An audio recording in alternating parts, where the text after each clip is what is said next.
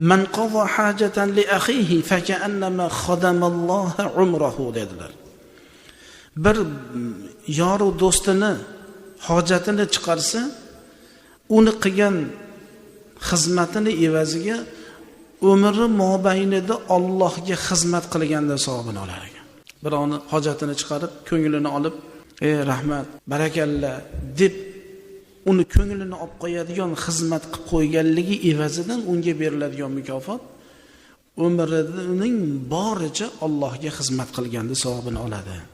Va qala an-nabiy alayhi salam man aqarra ayna mu'minin aqarrallohu aynahu yawmal qiyamah. Kim bir mu'minni ko'zini quvontirsa, Alloh jalla va ala qiyomat kunida uni ko'zini quvontiradi. Bir mu'minni xursand qilib deb ko'zida bir yosh keladigan darajada xursand qilib bo'lsa, Xudoy taolo qiyomat kunida uni ko'zini quvontiradi. Mu'min odam shunday bo'lishligimiz siz men bizni vazifamiz ekanda.